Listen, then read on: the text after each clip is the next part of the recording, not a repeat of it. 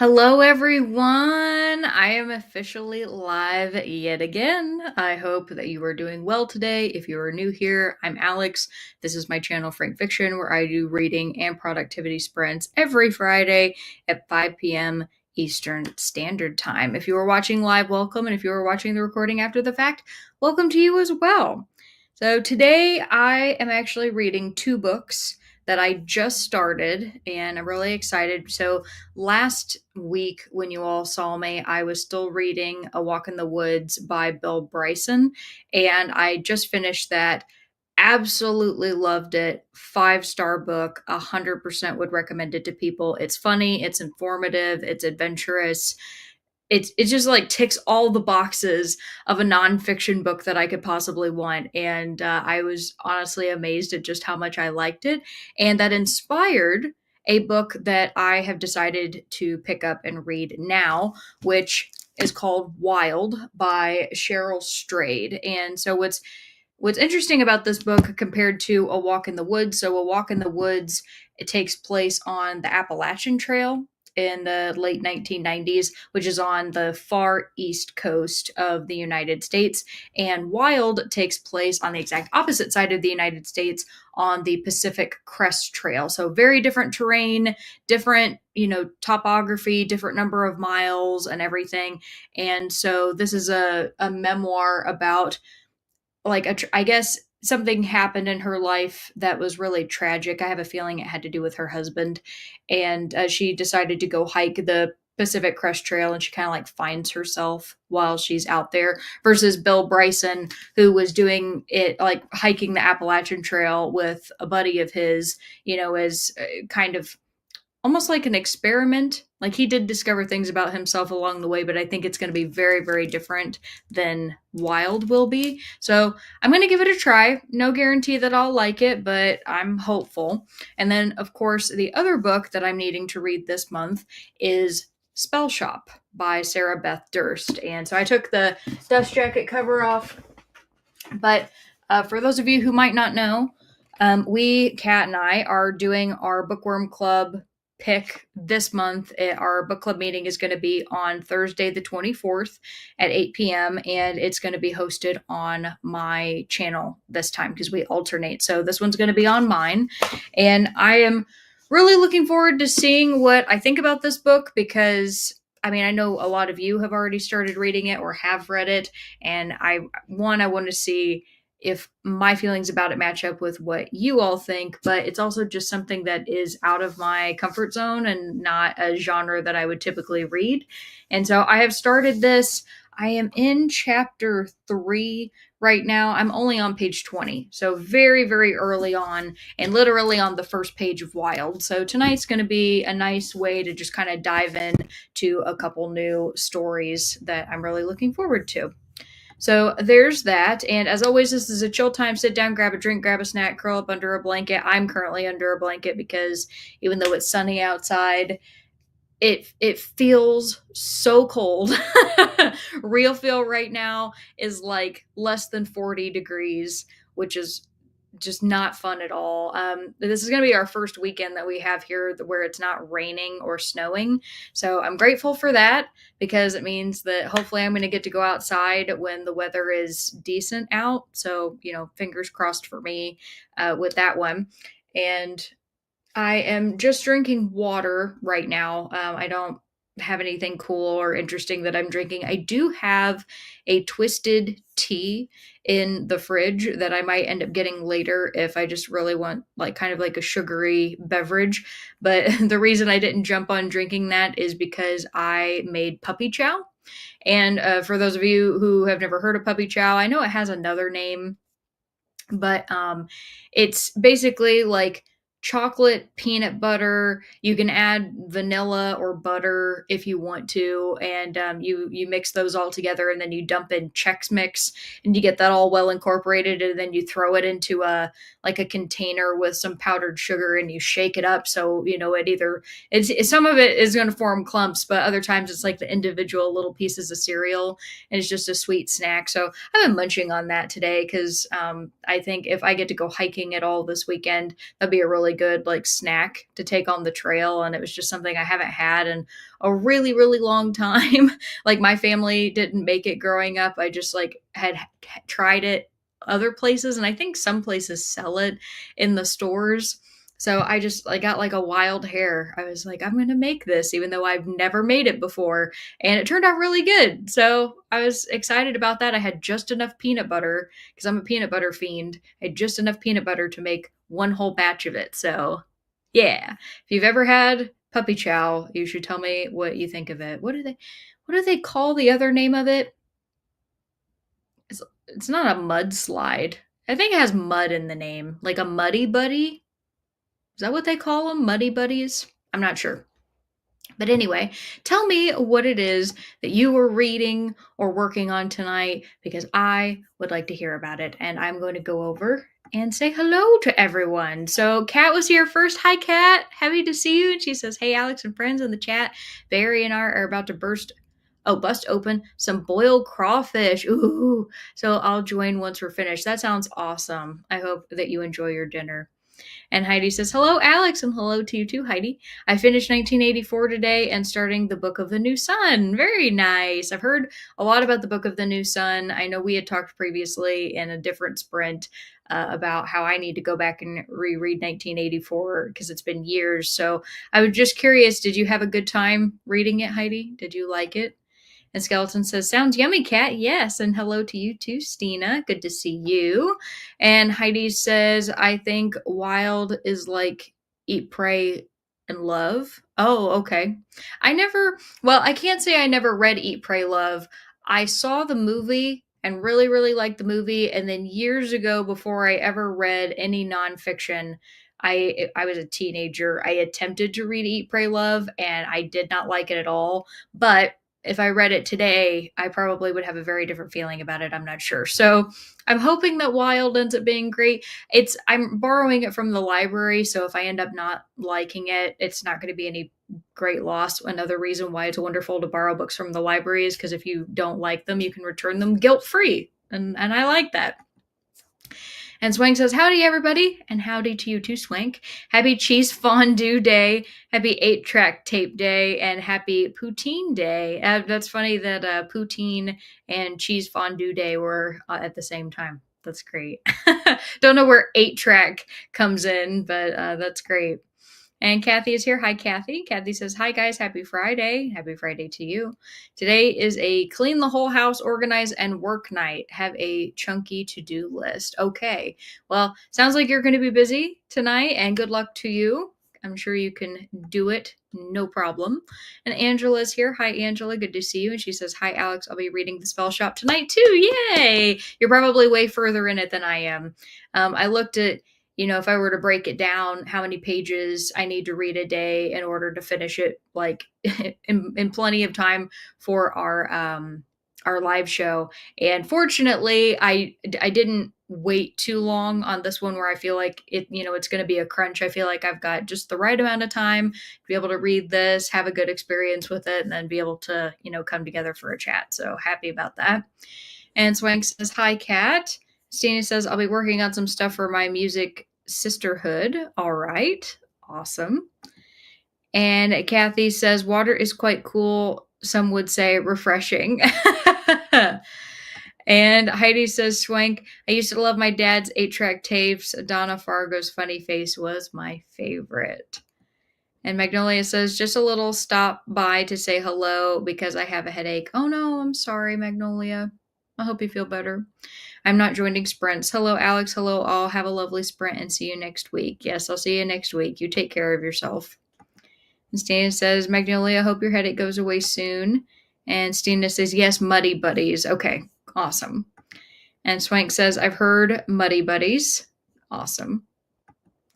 And Zach says, greetings, and hello to you too, Zach. I'm struggling to pick a book. I finished a 0-star book last night, and I don't want to get burned again. The bad one was The Rosewood Penny by J.S. Fields. I'm not familiar with that one, Zach, but I'm sorry that you hated it so much. That's terrible. So if it's a 0-star, does that mean that you you finished it and you just really, really hated it, or you couldn't finish it. I'm assuming, knowing you, you probably still pushed through to finish it anyway, but I just wanted to check. Magnolia says, thanks, Stina. I hope so as well. And Angela says, that puppy chow takes me back to the 80s. It's called Muddy Buddies in the store now. Okay. Yeah, that's just the term that I grew up hearing. And it was funny because I think this is Keaton's first time that he's ever had it, because I sent him a picture of it. I was like, the puppy chow has landed. And Barker ended up being in the background. And I was like, Barker's upset because he can't have any of the puppy chow.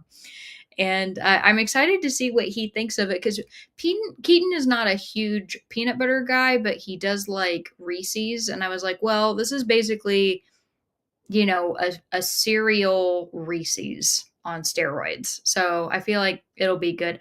I think puppy chow, so it's very rich, and that is one of the things I like about it, because it makes it filling without making me feel sick. Like if I ate enough puppy chow to give me like the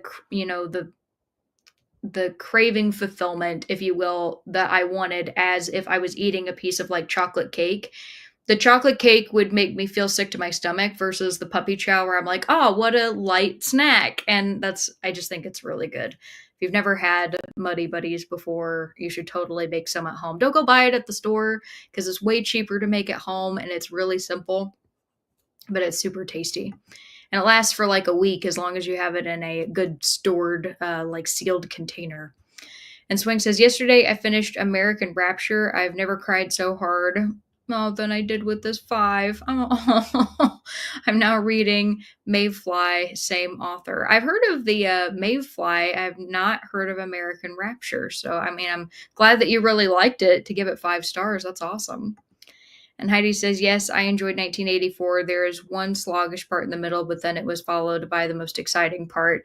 It's a big fat metaphor for Stalinism. Big Brother even looks like him. Yeah. Yeah. And Chris is here. Hi, Chris. Good to see you. And Chris says, hello. I'm glad it's sunnier day for you. I'll be reading There's a Monster Behind the Door by Gail Bellum. Very nice. And yeah, thank you for the well wishes for good weather. I think later on in the weekend, if we're lucky, we might get a high somewhere in the 60s, maybe, but there's really no guarantee of that. And Nicole is here. Hi, Nicole. Nicole said, hi, Alex, chocolate cake and puppy chow. That's all I heard. I was comparing the two of like how they make me feel, like with my stomach and my health and everything when I eat them. And I have always felt pretty good when I eat puppy chow, because I don't think it's too much, versus when I eat chocolate cake, and then when I eat too much chocolate cake, it makes me feel really sick. So I just like the richness of puppy chow. And Swank says, hi, Nicole. And Nicole says, I'm reading The Eighth Life. All right. And she says, hi, Swank. Zach says, yes, I finished it even though it was a 0. I'm trying to read indie authors and it's not going well.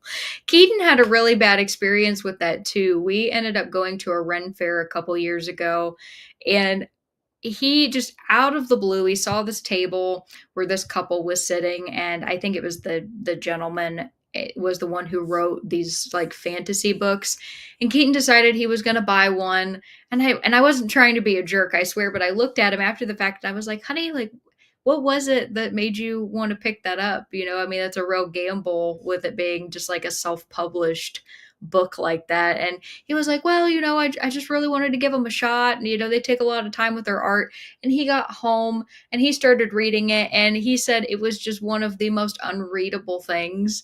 I mean, I don't even know if the guy had a true editor. Like, I have no idea whatsoever. But, it's one of those books where every single name was completely unpronounceable. Like, the writing style was not great. And Keaton couldn't finish it. And he finally recently decided, he's like, I'm going to sell it and, get rid of it. And I was like, oh, and it's hard because I think for me, I definitely look at books that have been traditionally published as being like, oh, then, there's a reason they must have been published. But I've read so many that have been, published by the big 5 that have been absolute garbage. And I haven't spent nearly enough time reading like indie published works. So I completely agree with you, Zach. I'm just hesitant about it as well, because I'm like, I know even less what I'm going to get with an indie published book than with one that's published by one of the big five. So I have not ventured out in that way either. And Nicole says, "Ooh, Chris, I want to read that. Let me know how you're liking it." And Swing says, "Yeah, 2025 is the new 1984." Feels that way. And Zach says, "I wish I could justify buying American Rapture. I've been wanting a good cry." Aw. There's a lot of books that'll give you a good cry. I don't know whether the cry for that one is because of it being tragic or just heartfelt. I have no idea. Swank, can you give, or yeah, it was Swank who said that. Swank, can you tell us like a little bit about the emotion of like what type of crying it's going to induce? Is it just like ugly, sad crying? What kind of cry? And Nicole says he should try books that have won SPFBO, as at least those have had significant readers. I am not familiar with that. So what is that? What does that stand for, Nicole? I'm curious. And Heidi says, Swank, yes, it is the perfect guide for dictators, but it was still a plus good book. And Swank says, Zach, it tore my heart out, but it also made me hate organized religion more than I did. It's on KU. Okay. Kindle Unlimited. Nice. And Nicole says, indie published can be really good, especially if it's by an established indie publisher. That is very fair. I think sometimes I conflate indie publishing with self-publishing in a lot of ways, and I have to, it's like in this case, I have to be reminded that those two things are not necessarily the same. So I appreciate you saying that. Chris says, I have found the books on the International Booker long list this year have been really good. One of the best prize lists in a while. Not a dud yet. Oh, nice. That's wonderful. I think it's really cool that you dedicate yourself to reading so many of the lists, because I have wanted to do that with certain awards and just have not found the time. And Nicole says, self-published fantasy blog off a contest. Oh, a contest for self-published fantasy. Lots of YouTubers involved in voting. There's a sci-fi version too. Oh, that's cool. I love that. Well, thank you very much for telling me about that. And I will give you all your first question tonight. And you all, just because I'm the one that ends up talking during all of these sprints, you all know a lot of the things that I'm interested in at any given time. But one of the things I want to know for you all is, what is your current hyperfixation, if you have one? So, a hyperfixation would be like the thing that you are really interested in, that you're invested in knowing about right now. It could be that you're watching videos about it, you're reading about it, a particular hobby, a particular subject matter, whatever it is. I'm curious to know, if you have one, what your current hyperfixation is. And Zach says, yeah, I read The Wild's Exile by J.D.L. Rosell. That's book 4 in a SPFBO series I've been enjoying. Nice. And Swank says, is the ugliest crying I've ever done. I was screaming and yelling and shaking my fist at the heavens. Oh boy. Okay. Well, that gives me more of an idea of the type of emotion than that I would have by reading that. So thank you. Still interested though. So that's good to know. Thank you. And Stina says, when I lived in Wisconsin, I was in a book club that tried to read all of the Edgar, Anthony, and Agatha nominees every year. It was a lot. Oh my gosh. I could not commit myself to something like that. So good on you. And Zach says, I think I'd like American Rapture. I consider myself to be a weaponized anti-theist. Well, then that might be your excuse to buy it then, Zach. You might really enjoy it. I know you said though that you had bought so many books recently, right? That you were trying not to buy any more. Am I remembering that correctly? I might not be. You can call me out if I'm wrong. But I will go ahead and get the first 45 minutes up for you all. You have your first question. And I decided to go with as much of a springy kind of theme as I could get. Normally I like, the countryside photos and things like that, but I really liked that this background for Flocus had the cherry blossoms.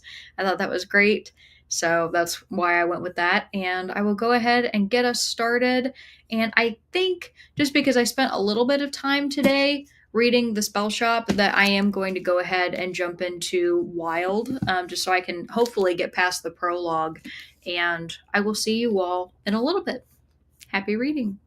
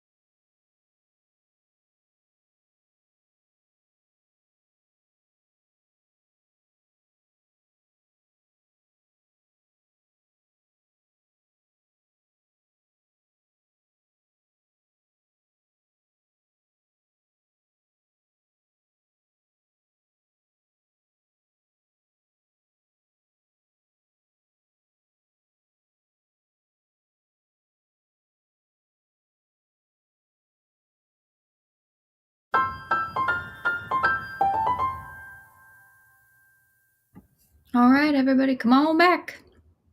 Let me know how you did. I made it to page 22 in Wild. It's really sad so far. So, I guess one of the things that kicked off Cheryl's decision to go out onto the Pacific Crest Trail, I was wrong. It wasn't her husband, although she was married and going through a divorce at the time she decided to go hiking.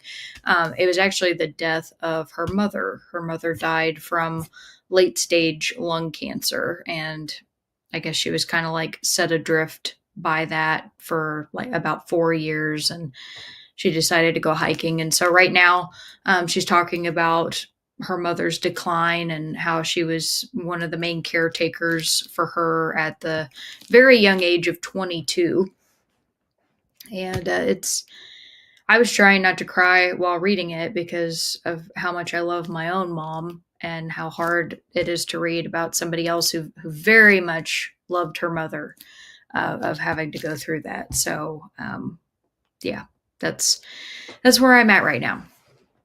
But before we left, I asked you all the question, what is your current hyperfixation?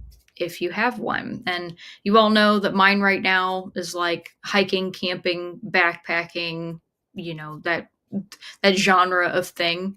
So I want to hear about all of you. So let's see.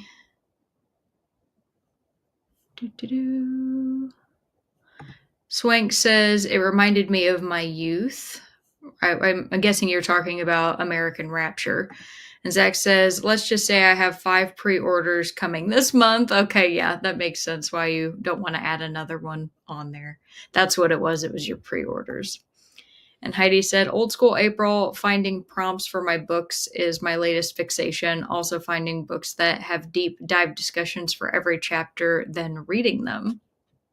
All right.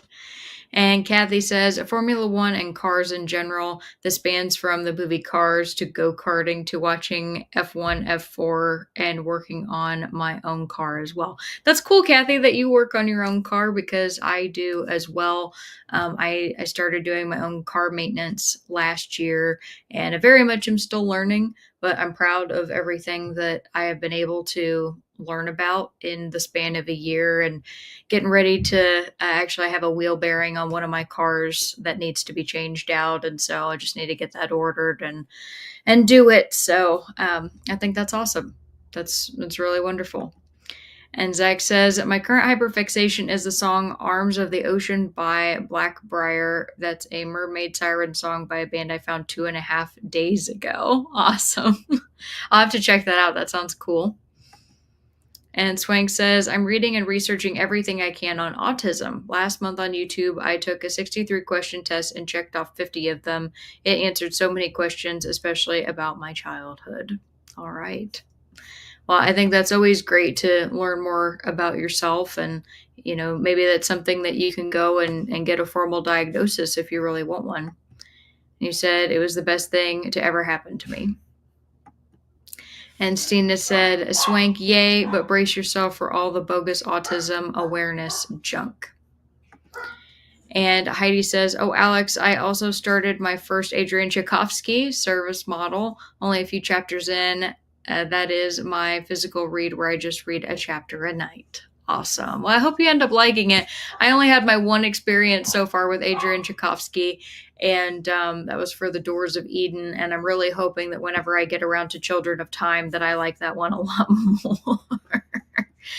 And Teresa is here. Hi, Teresa. Teresa says, hello, Alex and friends. Oh, Keaton's home. Hi, honey. He said, I finished The Phantom Tollbooth and The Nature of Fragile Things this week, and now trying to finish Moon Garden, which I started in March but had to put down for a while. So what was your final thought on The Phantom Tollbooth? Because I think you started reading that, wasn't it, because of Nicole? So what did you like it any more at the end than at the beginning? And you said The Nature of Fragile Things is one you told me to read last week. Oh yeah, you gave us the list to choose from, and that was one of the ones I picked. It was 5 stars. Yay! Woohoo! Susan Meisner is a great historical fiction author. That's so cool. Very glad that you enjoyed that.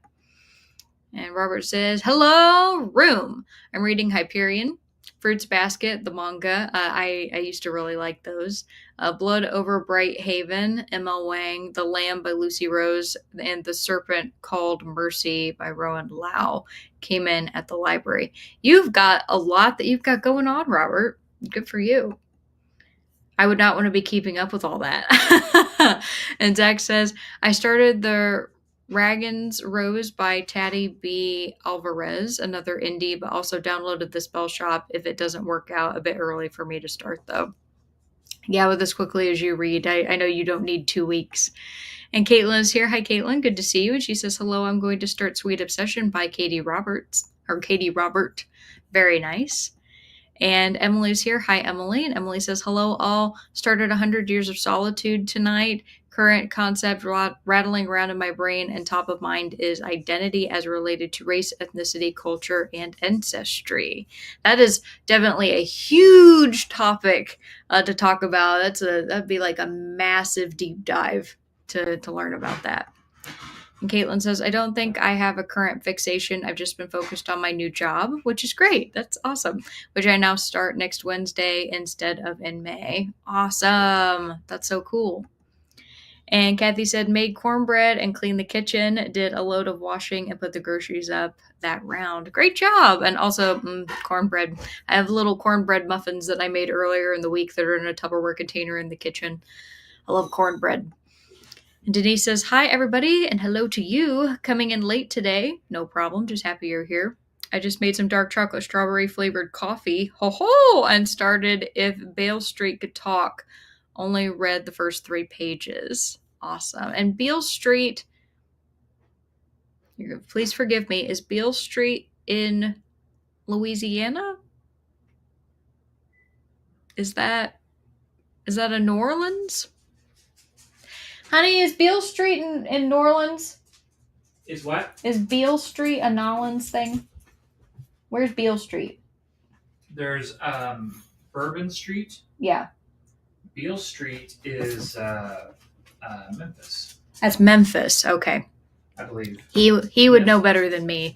I'm terrible at geography. I don't know about Beale Street in New Orleans. Oh, no, I'm just being a doofus. Thank you. And Elkie is here. Hi, Elkie. And Elkie says, hello. My hyperfixation currently is diamond painting again. It comes and goes, and now I'm watching a lot of videos of other people doing it.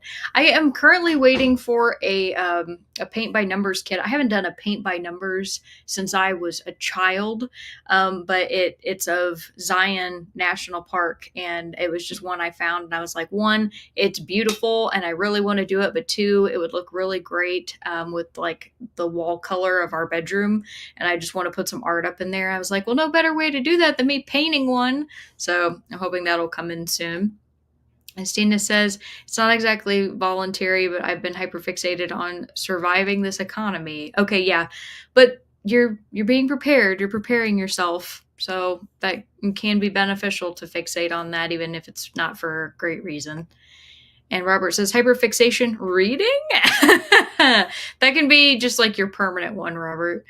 And Kathy says, doesn't it feel so invigorating to accomplish fixing something on your car? Yes, it does, 100%. That's why it felt so good a few weeks back when my neighbor, who's a friend of mine, asked me to help him change out his wheel bearing on his truck. And, he would just say like, oh, I need to do this. And he'd give me the tools and would just let me do it. And he didn't treat me like a child or like I didn't know what I was doing. Like he literally was like, okay, do this and I'll go do this. And it was just really nice. So like it was a cool experience to hang out with him and work on his truck, but also like really great for learning and everything as well. So yeah, it's really fun. When I changed the differential fluid on my own on my car, I was really, really proud of that because like I ran into a problem while I was doing it and I troubleshooted it, was able to fix it, troubleshot it. There you go. Was able to fix it and got it all, accomplished and don't have any leaks or anything like that. And I'm like, yeah, it's going well. And Zach says, I listened to my song twice and read 25 pages in The Dragon's Rose and already gotten significantly more accomplished than I did out of the last one, even though almost nothing has happened. Well, there you go. It's already not a 0 star, so that's a plus. Stina says, for a few days there, my hyperfixation was trying to find an early 2000s movie novelization. Okay. And what was the movie? Robert says, Heidi, service model is his best standalone, in my honest opinion.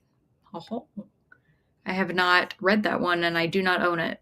Kathy says, oh, another active fixation is gardening. So far, I have eggplant, sweet pepper, lettuce, thyme, dill, sprouts, and I have a bunch more things that haven't sprouted yet. Oh, that's so cool. I was really excited because I don't know that I mentioned this last week. I know we were talking about my indoor house plants, but I don't think I was talking about the ones that I have outside. So I have a clematis that is just like booming right now. It is having the time of its life, like way more than any other plant that I have, and it's actually got some buds on it right now, and it's getting ready to bloom, and I'm so excited.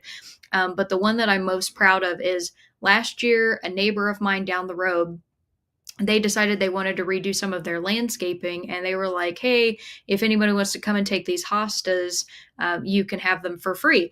And I replied back to them first, and I was like, I'll come get them. Well, this was after a stretch of like 90 plus degree weather heat, and I went over there on a full sun day. It was so freaking hot, and the hostas had been planted around their tree, and all of the roots of the hostas were interwoven with all the roots of the tree, and the dirt was so rock hard. So I'm there and I'm giving it my all, and I'm trying to dig up all these hostas, and I take them back home, and I'm like, I don't know that any single one of these plants is going to survive. It would be amazing if it did.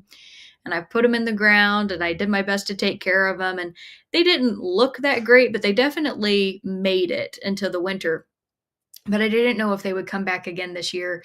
And I just went to go check, expecting absolutely nothing. And 3 whole pot like sections of these hostas actually are coming up all on their own. And I'm like, oh my God, I did it. I successfully transplanted a plant. I did it. I transplanted. So, yeah, that made me feel really good. Yeah, I know. Bad joke. But I was proud of myself for that, and I'm just excited to be watching them grow.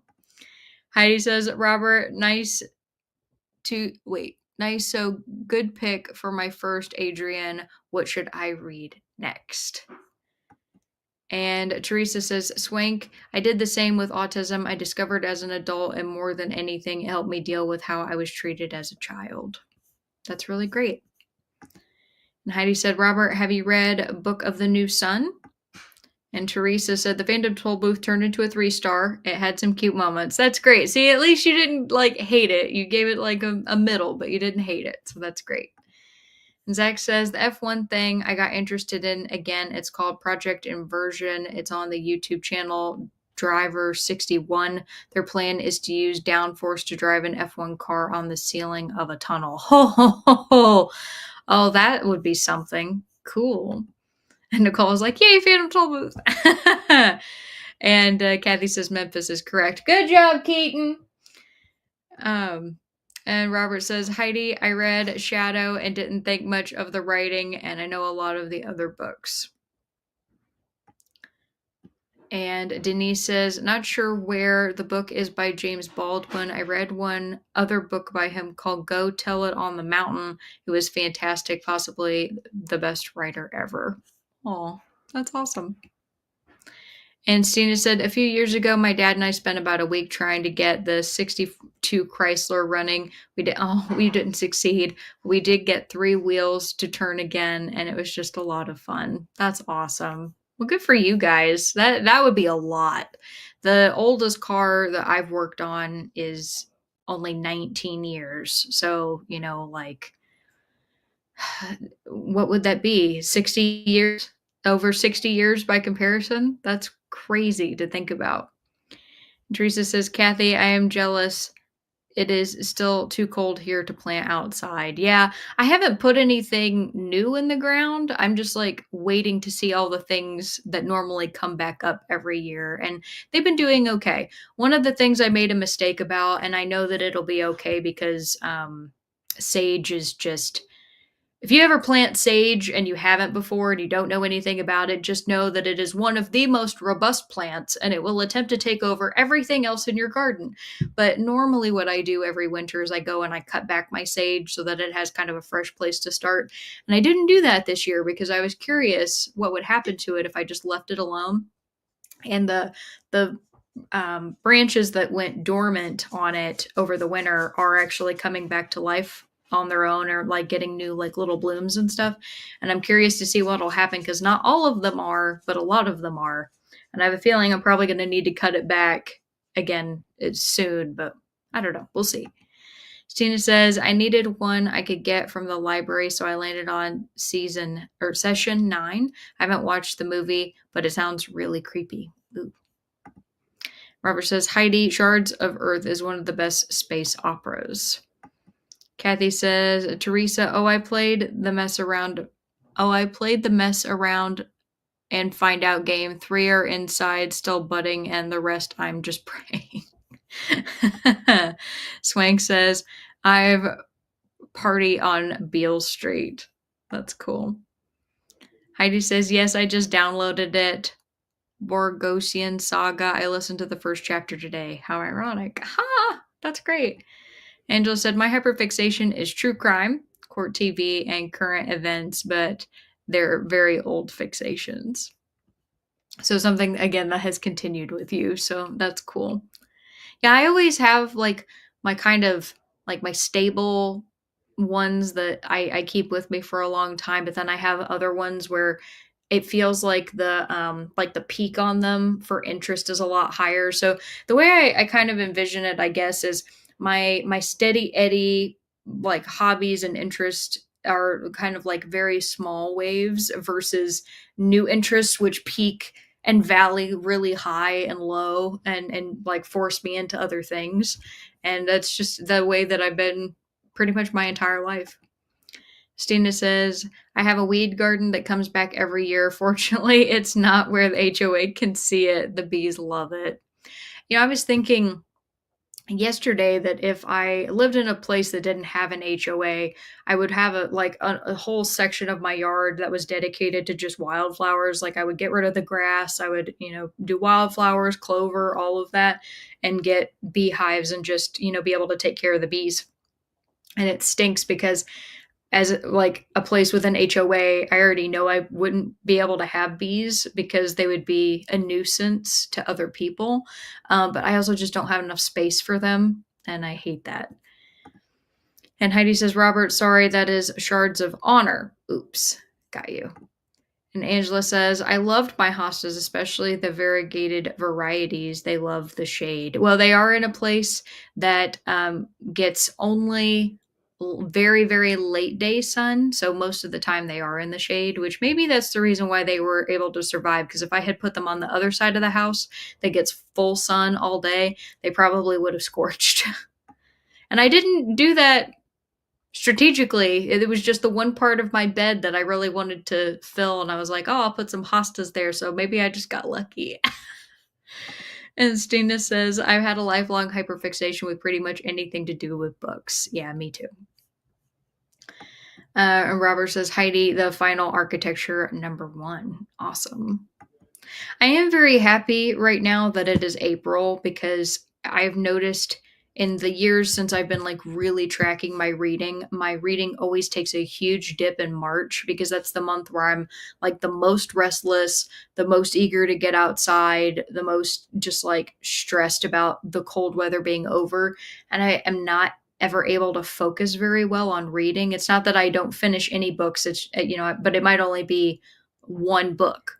I think last year, actually, in March, was that my worst reading month? It was either March or April, one of those months. I didn't finish a single book. And I've been trying to be better about that this year.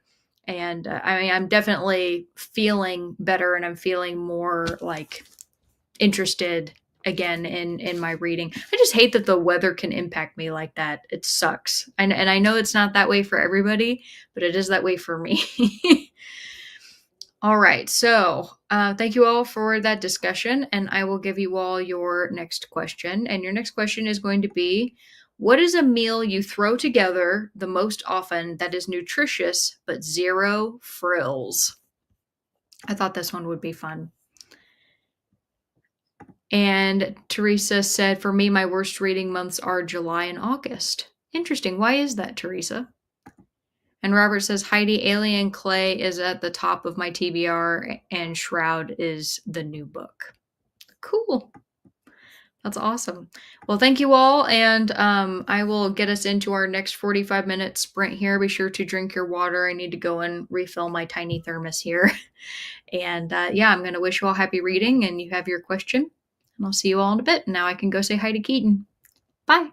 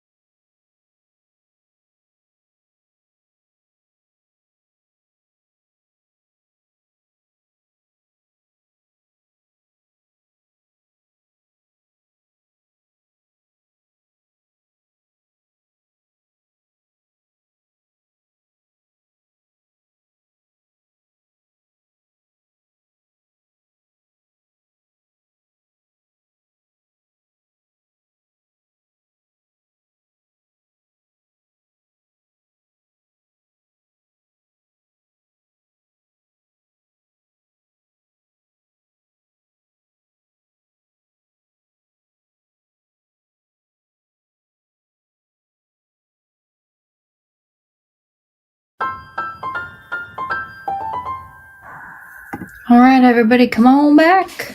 Let me know how you did. I got to the next chapter break in Wild on page 28, and I'm on page 20. What am I? Oh, 25 of the spell shop. And before we left, I asked you all the question, what is a meal you throw together the most often that is nutritious but zero frills?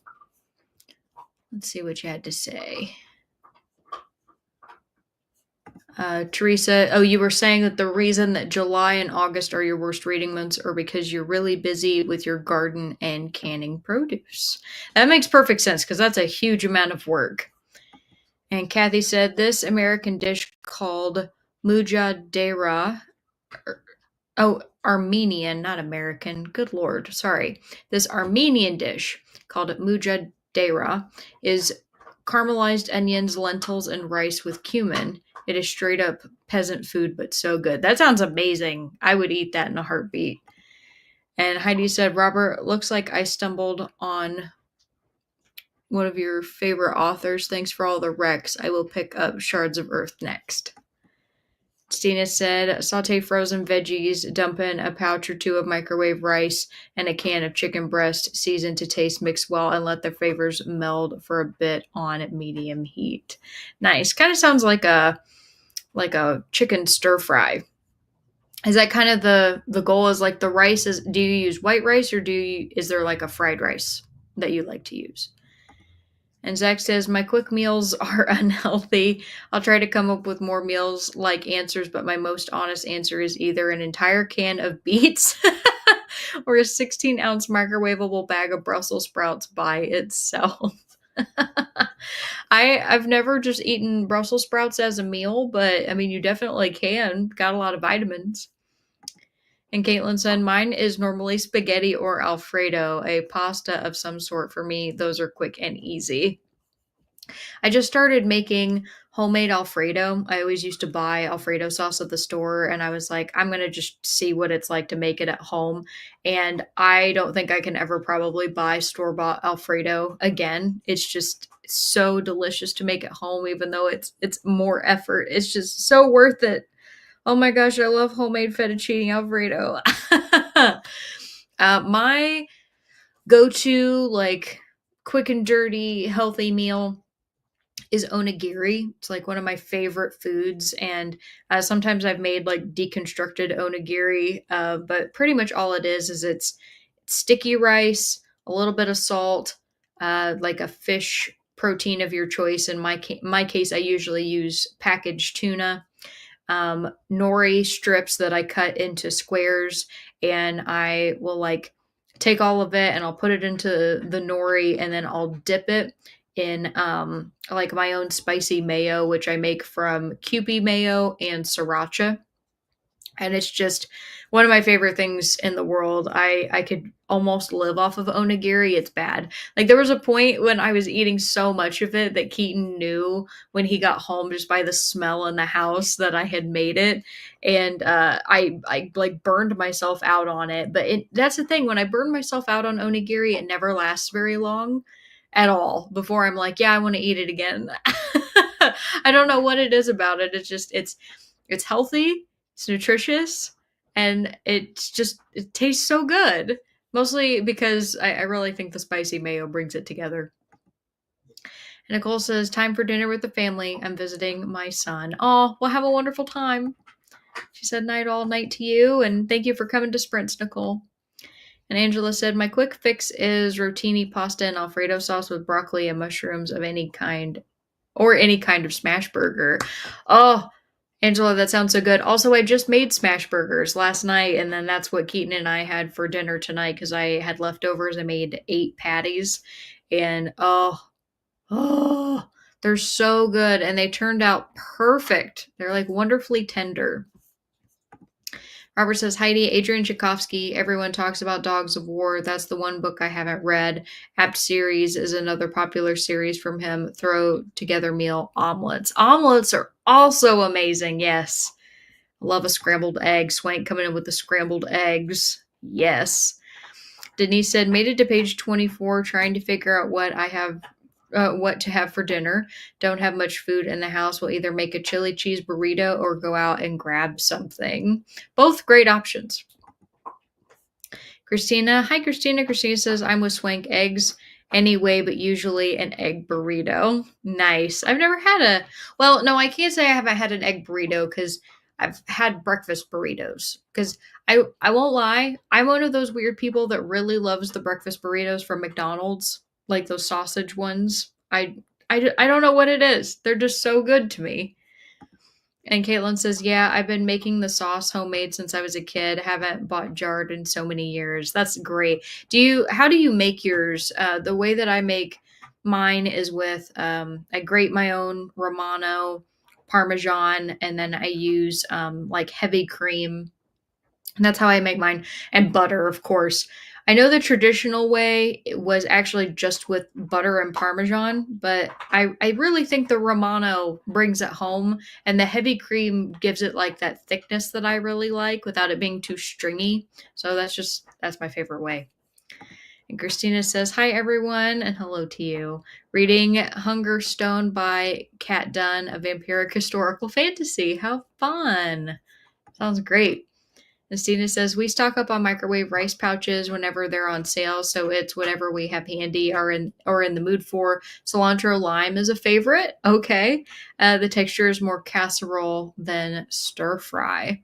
I wonder, so does the cilantro lime taste kind of like what you would get at Chipotle? Because I'm not a big cilantro fan, but I love the combination of cilantro and lime because the lime neutralizes the cilantro. And I just think it gives it a really good flavor. And oh gosh, I would eat Chipotle all the time if it wasn't so damn expensive. And Elkie says, as usual, I usually do a chicken stir fry with rice or rice noodles. Great for throwing in leftover veggies as well. Oh, that sounds great. Yes, 100%. I would like to make a homemade fried rice. That is one thing I haven't done because I'm really worried I'll do it wrong. I know that from all the like cooking channels and stuff I've watched that you need to use day old rice to make fried rice. So as long as I do that, maybe I would be okay. It's the sauce that you use to like get the flavor that I want, because I want it to be like hibachi. You know what I mean? That like flavor that you get from hibachi fried rice.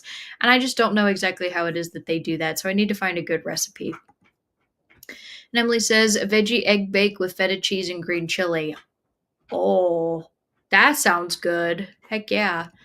Zach says, got 19 pages read and my new electric shaver arrived. Cool. I could finally have a non-itchy face next sprint. Oh, good. That's awesome. Yeah, I hate it when like hair makes you itchy. It like drives me insane. And Tina, hi Tina. Tina says, good evening, just joining in. I will be switching between an audiobook and an ebook. Woohoo. And Zach says, I love McDonald's breakfast burritos too. I made burritos with Fritos on Tuesday and they were fantastic. Oh, I've never done that.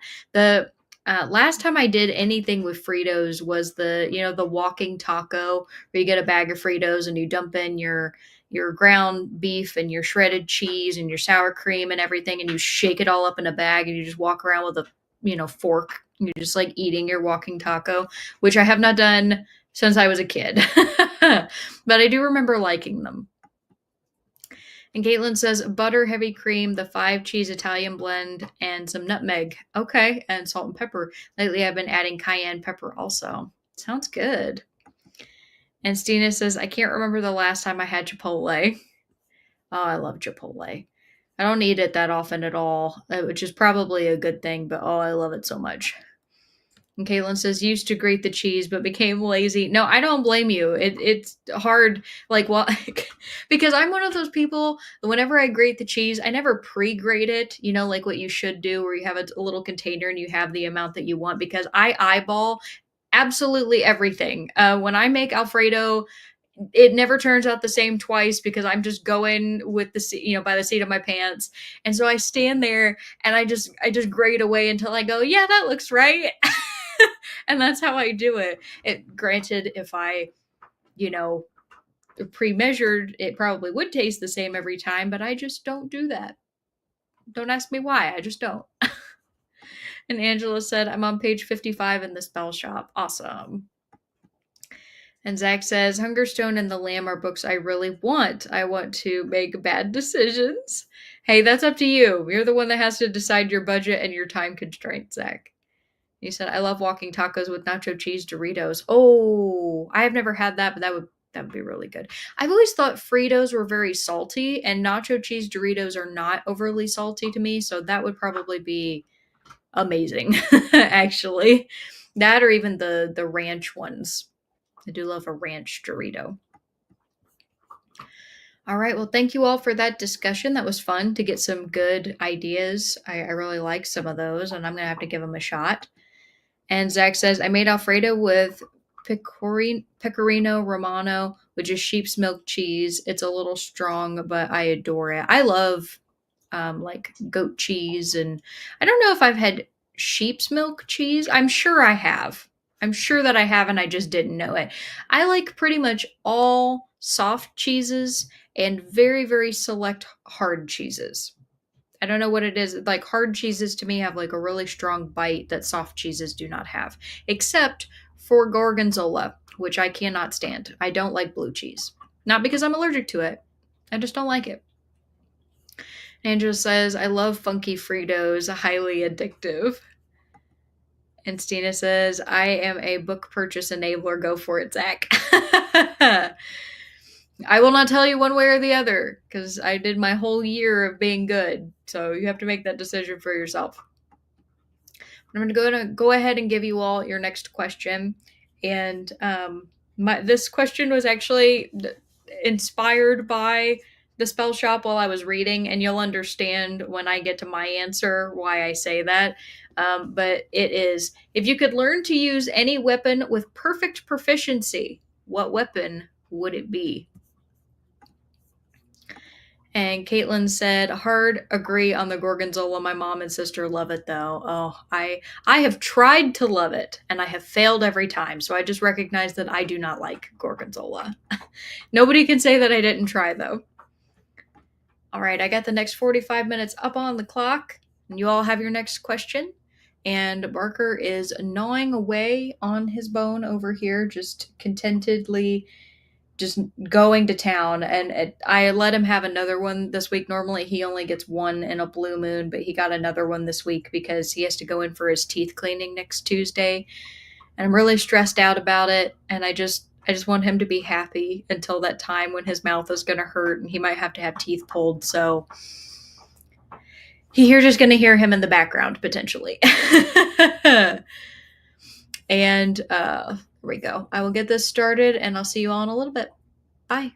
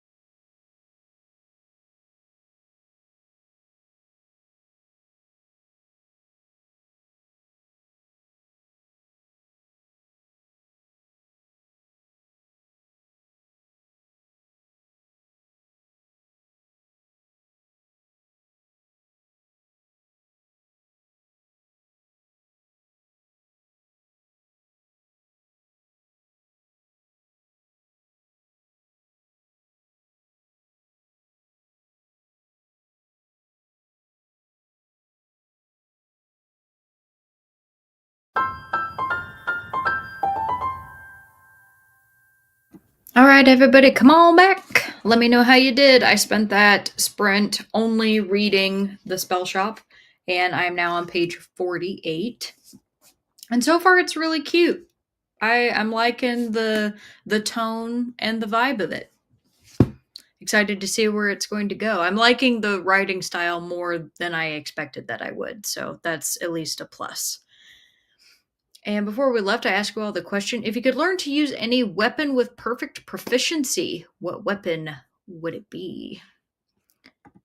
And Stina says Eldritch Blast. Is that from a game? Is that from like a D&D campaign or something? I'm really curious where that came from. And Zach says, I have headphones on and I thought that was my dog chewing on a bone.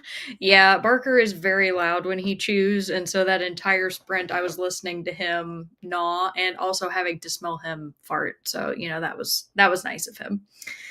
And Zach says, impractical answer, minus 22 fighter jet, more practical, AA-12 combat shotgun, real answer, my mind. I like that. I like the idea of an F-22. Held down the button for too long and got a dollar sign. Well, to be fair, they are extremely expensive. But that would be pretty cool to have a jet as a weapon. Robert says weapons, M32A1 40 millimeter multi-shot grenade launcher. All right. I like it. You all came up with some creative ones. I like this. Teresa said, Alex, when I make fried rice, I usually make the rice around lunchtime, and as long as it has 2 or 3 hours in the fridge, it is good enough to fry. We load it with so many veg, so good. Okay, that's good to know that, it just has to get thoroughly cold instead of necessarily having to be a whole night over. So that's cool. Thank you for that tip. And Caitlin said, sword or knife of some sort, the little spinny flippy thing they do in movies is always so cool to me. Oh, the one where they have the switchblade? Is that what you're talking about? Yeah, switchblades are pretty cool, though it is very easy to accidentally cut your own finger off. And Christina says, for those reading Spell Shop, the cactus is my favorite. Ambulatory, so funny. The cactus.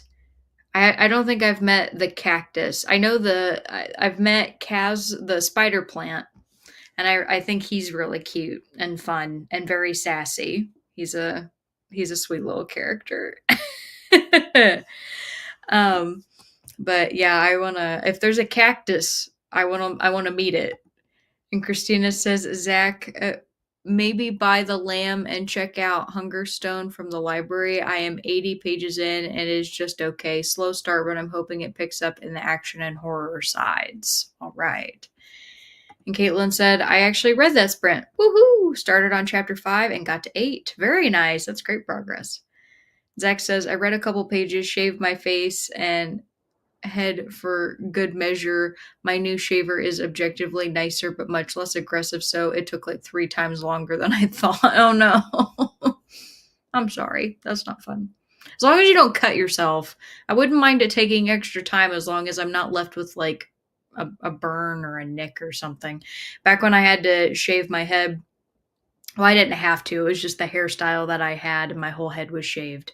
I would have to do multiple passes because if you looked at my hair in person, you'd be like, oh my gosh, your hair is like so fine, like surely you don't have that much of it. But in truth, I have a massive amount of hair, which is why my head is starting to officially look poofy, is because my the sides are growing out now in addition to the top of it. And yeah, it would take me multiple passes to shave my head. So I can understand that problem. And Heidi says, I think sticks like Matt Cathon WOT or like Wheel of Time or like most of the Walking Dead crew. Okay. You want like one of the baseball bats with a bunch of nails in it? Swank says a handgun. All right, classic. Tina says, I listened to 2% of Red Seas Under Red Skies. I have 1 hour left. Nice. That's great. And Stina says, Eldritch Blast is a D&D cantrip. Cool. Okay. I play a half-elf warlock librarian. That's great. Oh, how very appropriate. for the spell shop, the librarian bit. That's so fun. Speaking of the spell shop, that was what inspired this question because my very unconventional weapon that I would love to have like perfect proficiency in would be a Reaper scythe. So, not like just like, a scythe you use out in the fields, but like when you envision the Grim Reaper and that scythe that he has, that's what I want to be able to use. And Denise said, made and ate a chili cheese burrito. Nice. So you made a decision about your dinner. Read 13 pages on page 37. May go out and grab something sweet. Nice. And Skeleton says, I'm at 14% in the spell shop. Awesome. You're a little bit ahead of where I am, Stina. Zach says, also, you can get dull practice butterfly knives to do flippy stuff with. Oh, cool. Well, that makes sense that they would make those. So, you have to have some way of not cutting your finger off in the beginning. And Denise said, a gun. All right. Well, perfect. Thank you all for that. And now that we are past the 3 hour mark, I feel like time's flying tonight. And I think part of the reason for that is because the sun is just now starting to set, which feels amazing. It's like, oh my gosh, we're down to the last 2 sprints of the evening and the sun is still out. We're heading into summer. I'm so excited. Like, I am inordinately excited about that. So, I'm going to give you all your second to last question of the evening. And we'll do the 45 and then the 30. So we'll end on a 30-minute sprint. So, your second to last question is going to be, what is something you've learned over the last week that was interesting? Key thing being is interesting to you. Doesn't have to be interesting to anybody else, because chances are I'm going to find it interesting if you do. So I'm looking forward to hearing your answers. And Stina said, though I actually have an antique Colt that I would like to learn how to use. Oh, that would be cool. Yeah, just as long as you can make sure that it fires safely. You probably would want somebody to inspect that first. I don't really know anything about guns, just full stop. Don't really know anything about them. But I don't know if firing ones that have been sitting around for a while and haven't been maintained, if that would damage them or cause any issues. I have no clue. So I think that's cool that you have one though. Alrighty. I'm also gonna turn my now that the sun is setting, you guys are going to see me go a little darker there. I have an extra light to help, like, because I gotta tell you, even when it's sunny, this room can sometimes still be dim, but whenever a cloud cover comes, it is really dark in here. So I always have an extra light on for earlier in the day, but then I start being blinded by it by the time it's evening. So now I got the evening lighting going on. I'll close the window soon. And see, Heidi said, Alex, the weapon is officially called a quarterstaff. It is Morgan's choice of weapon, and of course, my favorite character of all time, Matt from Wheel of Time. Oh, cool! I love it. Yeah, you saying a quarterstaff, that makes a lot of sense to me because I play games like Dragon Age Inquisition, and my character I always choose in those games is a mage, and you have a staff that you like swing around and stuff, and it's really cool because that's how you perform all your spells. So I respect that. That would also be something that I would think would be super fun. And Stina says, yeah, a friend who is a firearms expert says it is in great shape and showed me how to clean it. Oh, great. Well, you've already taken care of it. Good for you. Very proud of you for that. That's awesome.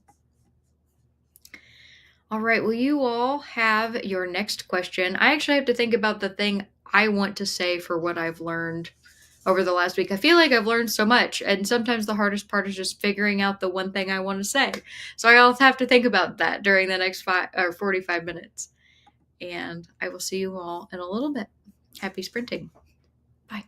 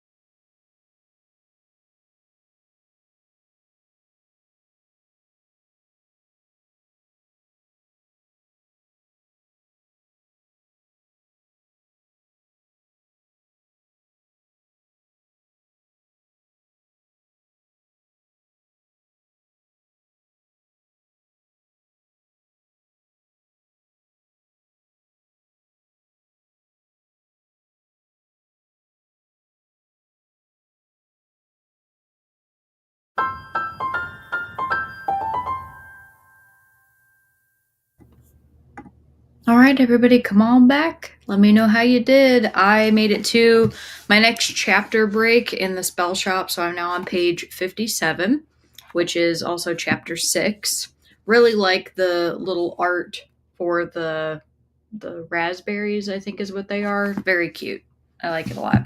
And then I went back to reading Wild, and I am currently on page, I don't know why I didn't look before I swapped books. I'm currently on page 34.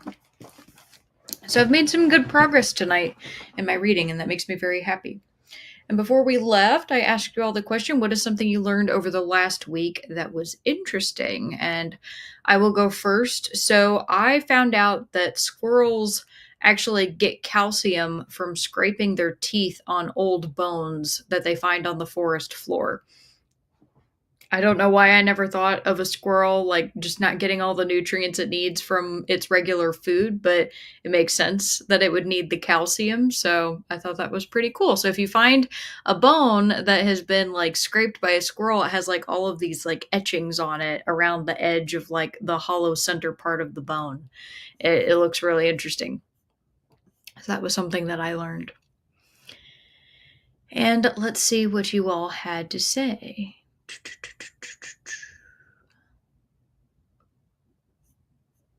See, Zach says, I learned that because I live at high altitude and there's less atmosphere in the way, I get exposed to more radiation and am more radioactive than most people. Does that also mean that you're more likely to sunburn, Zach? And Swank says, cloves are a natural antiseptic. Oh, anesthetic? Does that mean it anesthetizes the skin? I don't know. And an antiseptic for the gums and anti-inflammatory. That's very cool. Very, very cool. And Stina says, Zach, yeah, there's a reason why as soon as you enter Colorado, you are greeted with the chords of wear sunscreen. Okay, so you are more likely to get sunburned. That is really interesting.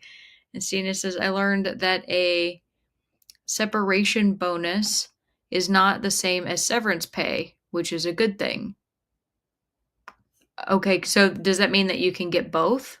Like, since they're not the same, do some employers provide both? I'm not sure. Robert says learned. Upper and lower case refers to the physical location of the cases. Oh yeah, of the cases where printers kept their letters. Yes. So when they had to set type, there was an upper set of letters and a lower set of letters. So the uppercase were the, I don't need to explain anything else. You should definitely look up the pictures. It's really cool the way that they used to do the typesetting. And Allison is here. Hi, Allison. Allison says, hello, everyone. This is my first time joining in. I learned to crochet this week. Very nice. That's awesome. And welcome to you to the channel. Very nice to see you. And Christina says hi to Allison. Christina says, I am learning new words thanks to James Joyce Finnegan's Wake. In the first paragraph, I had to look up 4 words. I think this is going to be a year-long read if I don't quit. Okay. Well, good luck. And Swing says, the horse has the largest eyes of all land animals. I can believe that. Their eyes are pretty big, and they see significant distances around them. They pretty much just can't see immediately in front of them and immediately behind, but they can see pretty much all the way to their sides, which is cool. And Robert says, Swank, I thought it was an ostrich. Robert says, ostrich. And a cat says, I'm back, crawfish eaten. I hope they were delicious. My friend Simon called and I talked to him for about 45 minutes because a bunch of surprising things happened at his job today. Oh, I hope good surprises. Then watched Resident Alien with Barry. Cool. Well, thanks for coming back, Kat. It's always nice to see you. Caitlin says, my interesting thing is that everything I own right now can fit into less than 50 boxes. Don't know if that's sad at my age, 30 or not. Most of those boxes being books. I think 50 boxes is still quite a lot. So even if it's like slightly less than that, that's a fair amount of things to own. So I don't think that's sad. And Swank says, welcome back, Kat. And thanks to Swank. And Stina says, I read the first chapter of Kitty Takes a Holiday. It's the third novel in the Kitty the Werewolf series. Cool. I have not heard of that. Kat says, you started the spell shop, Alex? Yes, I certainly have, Kat. And I spent part of the sprint trying to confirm how I am supposed to say Laren's name. So it's either Laren, Laron, or Lauren. And I think it's Laren. But if somebody wants to, correct me on that, you're more than welcome. It's Larran. Laren. I'm not sure. Keela's easy. Like, I can do that. But I wasn't sure about his name. He's a really sweet character. And I want her to stop being such an asshole to him. But, you always got to have the tension in the beginning or the tension in the middle. Something that, keeps them apart when you know that it's supposed to be a romance. But it's cute. I also wasn't expecting our main character to physically be blue. That, like, kind of, when I read that, I had to reframe how I was picturing her in my mind, right? So she's got the blue skin, and then she has, like, a darker blue hair. She talked about when she was a kid how she had magenta freckles, and I was like, oh, that's cute. I like that. And I got to meet the villagers on the island, and talking about kind of like the unique features of each one. So the centaur lady, the woman with 2 extra arms, the kid with the goat horns, Bryn, who is the baker, and she's got like fur and kind of like more like deer antlers. And I think that it's cute. It definitely feels fantasy, and the fact that all of those features are normal, it's adorable.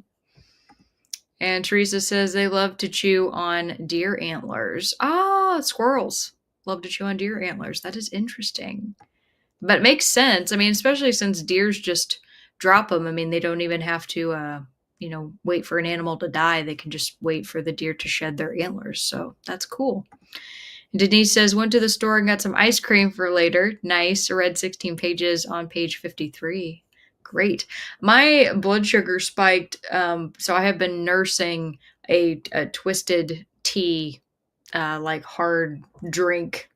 It's only 5% alcohol, but I've been drinking this for hours at this point, and I still have this much left. So that's my sweet right now. And Kat says, I learned that I can pre-record a live stream and schedule it to release at a later time. Yes, you can. Thank you, StreamYard. And Tina says, I read some pages of Rhythm of War. Nice. And Aliyah, is that how you pronounce your name? Aliyah Marie? Nice to see you here. Thank you for coming. It's my first time seeing you on one of my sprints. You said, something I learned last week was about the evolution of elephants. My class had an assignment on tectonic plates and Pangea. Oh, that would be really cool. I love learning about stuff like that. Tectonic plates was something that Bill Bryson actually discussed in A Walk in the Woods, which was the book that I just finished earlier today, and it was really interesting. Like, apparently, certain animals, like the camel, used to be in the United States area until everything started shifting, and then they adapted to being in like the hotter desert regions. And I just thought that was cool. And the fact that a camel can just outright eat a cactus and cannot get stabbed by it because their lips and like the inside of their mouths are so like rubbery and tough that the needles can't penetrate is wild to me. Like, when I saw it happen, because a guy just like gave a cactus to a camel and the camel's just happily munching on it, I about died. That was so cool. Animals are great. And Tina says, hi, Kat. Kat says, hi, Tina. And Zach says, yep, anyone that's ever smoked clove cigarettes know they numb you. Oh, okay. Denise says, welcome, Allison. And see, Aliyah. I feel like I'm mispronouncing your name, and I'm very, very sorry for that. The order Proboscidia, which includes elephants, emerged in Africa around 60 million years ago. Early proboscidians like Oh no, I have to.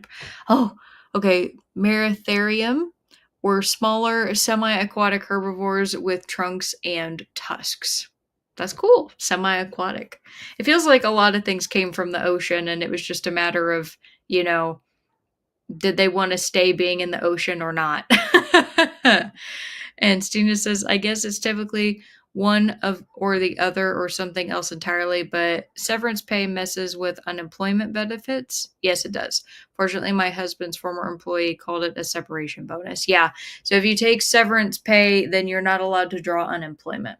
That is correct. In most cases, it would be surprising if an employer didn't stipulate that in the contract.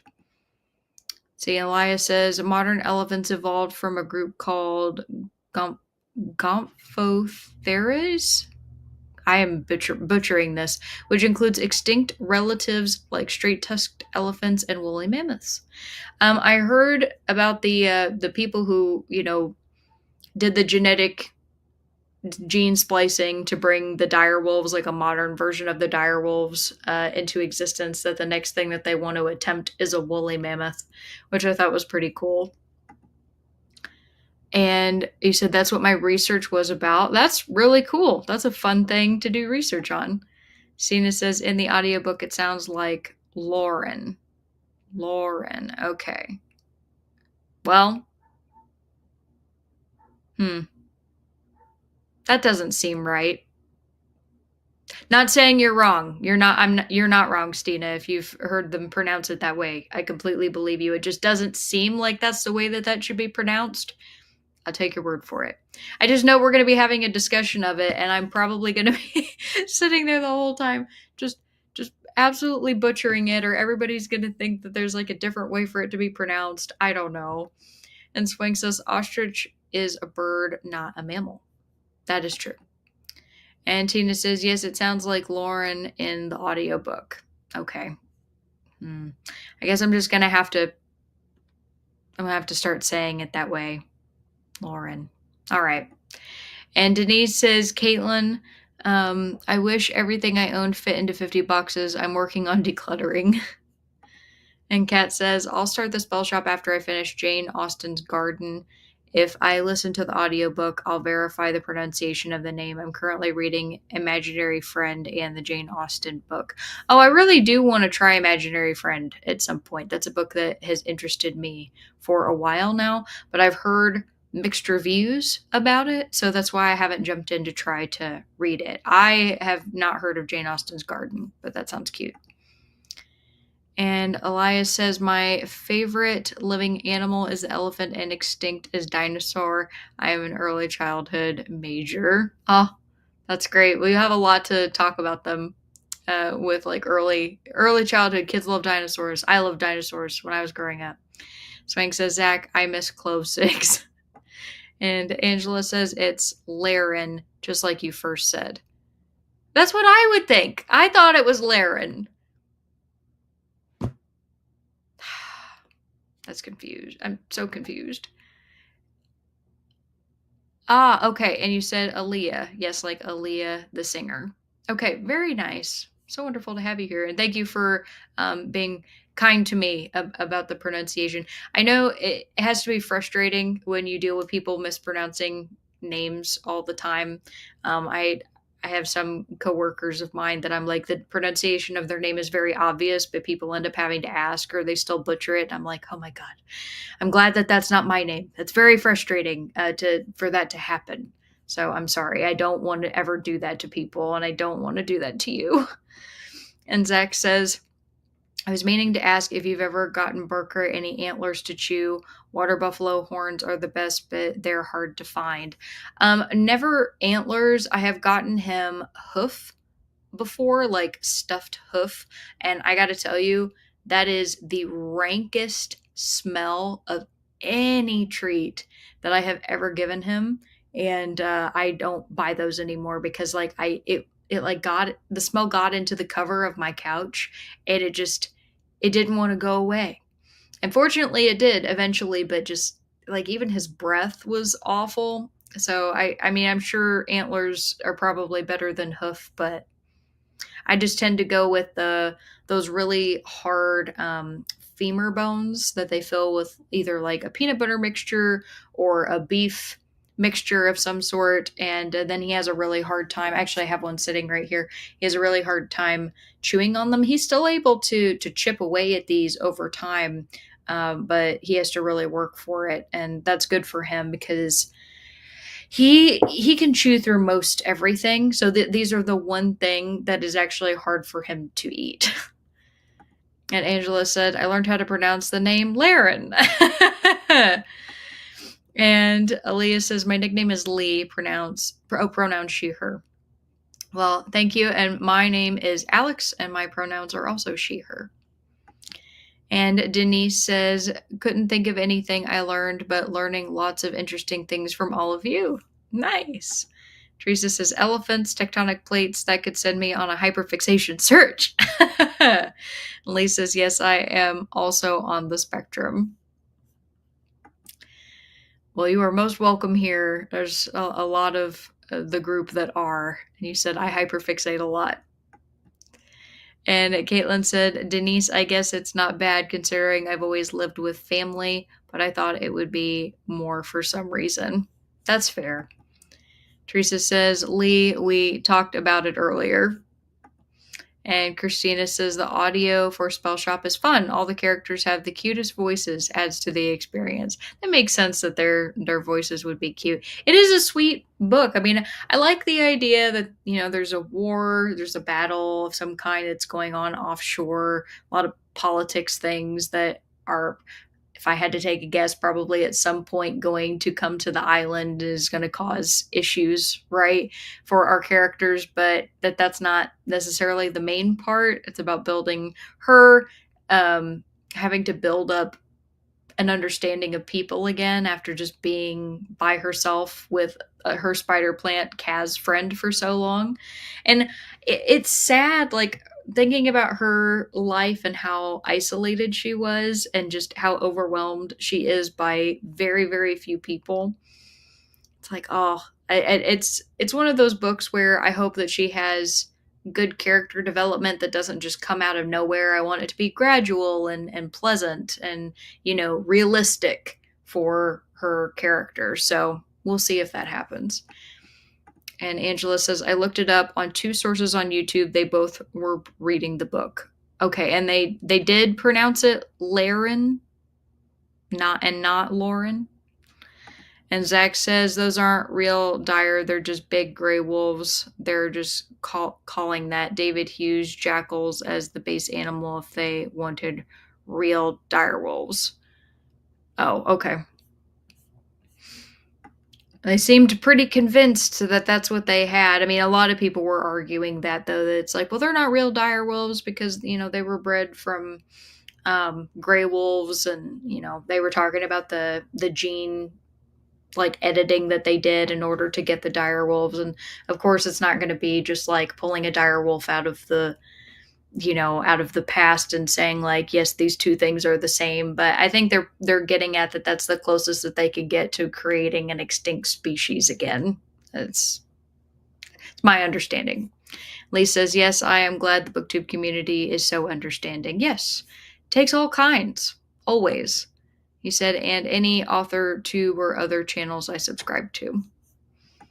And Swank says, Lee, welcome to the club. The membership card is printed on a stimming you. And Swank says, toy. Oh, a stimming toy. I got you. It's funny. And Zach says, I never gotten huff and never had a problem with antlers smelling or horns. Tried bull penis stinks sometimes though. Okay. Good to know. They don't even have that where I am, so I don't have to worry about that one. But yeah, I'll try the horns if I can find them. I bet you there is a shop around here that probably has them. And Emily says, Denise, I couldn't either, and also always find other people's learnings fascinating. Hoof. I had never gotten hoof. Yeah, don't. That's my only recommendation. Just don't. They smell horrid. And Kat says, also, Alex, I learned how to steam using my Mac out of necessity the other night. My HP updated and was not cooperating. Oh, God, I am not. Okay, I'm sorry. I completely missed a letter in there. It looked like the word Steam. It said stream. I learned how to stream using my Mac out of necessity the other night. My HP updated and was not cooperating, so I streamed the first time with my Mac. Great job. I know that you were worried about that initially, so it sounds like it all went pretty smooth. So great job. Lee says, my Sims usually have to be soft things like squishmallows, blankets, also fidget toys. My favorites are the fidget cube and infinity cube. Fun. And Angela says, yes, Laren. Okay. That is the way that I would have pronounced it. I mean, and I'm not listening to the audiobook. So, Kat, how do we how do we want to pronounce that? Tell me when you start reading the book how you want to pronounce Laren's name for our for our discussion, because apparently in the audiobook it's Lauren. Kat says, I was worried about being able to read the chat because my screen is smaller, but it was fine. Oh, yeah. Yeah. And Lee says, have you watched Good Doctor? No, but I know of the show. Zach says, the direwolf thing is just marketing. It's cool, but not very honest. And Angela says, I initially started with the audiobook and didn't think I'd finish the book. I switched to the book and I'm enjoying it very much now. Okay. Aw, I'm glad that you are enjoying the physical book. I this is going to sound kind of funny maybe, but I like the way that the book is printed. Like I like the way that the words are on the page. I like the chapter heading. I obviously like the spray painted edges, which I've had to steadily crack so that they don't stick together as I've been going along. But I don't know, it's just pleasant to read it. I like the way that it looks. And Estina says, cat, and you can make cool hearts and confetti and rain.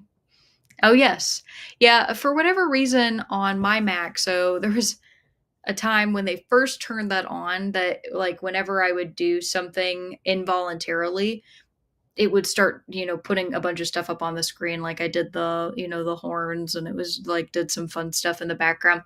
And they must have turned off the automatic feature for that happening. Maybe people complained or whatever, just because it was surprising. But yeah, it doesn't just automatically happen now if I try that. So I don't know. Like I can't, like, what wasn't it, like a 2 thumbs up? There was multiple. We kept trying different things during that stream because I was like, what is going on? And Lee says, I have a bunch of cartoon comfort shows from my childhood. My sister's name is Alexandria, but we call her Alex. Yep, I'm just Alex. And Chris says, not a positive subject. There have been bots that have been going into live stream chats and insulting the host or saying inappropriate things. You may need a moderator to handle those things.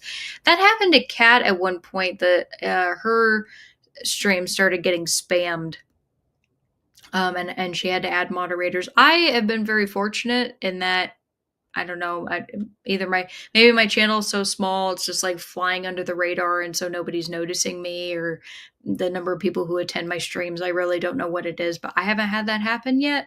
So yeah, if I ever need to do that, I know I can't add moderators on here. I think it has to happen on the YouTube side. Is that correct, Kat? When you did the moderator, did you have to like go into your, was it studio, or did you have to find your stream live on your YouTube channel and then add people? I have a feeling that's how it is, but you can let me know.